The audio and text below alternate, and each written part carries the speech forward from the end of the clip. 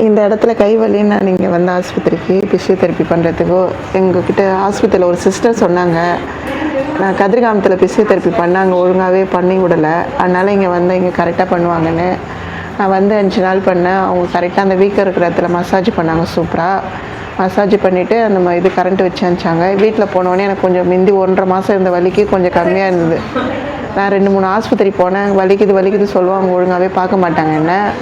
அதுக்கப்புறம் நான் ஒரு 4 நாள் சென்று அந்த வலி கொஞ்சம் குறைஞ்ச பிறகு ஒரு மசாஜ் மாரி ஒன்று பண்ணி விட்டாங்க. அந்த முடிச்சு எடுக்கிறேன்னு வீக்கம் எடுக்கிறேன்னு அந்த வலி மொதல் நாள் ரொம்ப வலிச்சுது.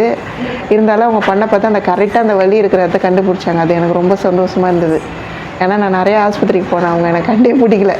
நான் போய் வலிக்குது சொல்லுவேன், என்னானே பார்க்க மாட்டாங்க. இவங்க கரெக்டாக செஞ்சாங்க. மறுபடியும் நான் வந்தேன், இன்றைக்கும் அந்த மசாஜ் பண்ணாங்க, ரொம்ப நல்லா பண்ணாங்க அவங்க.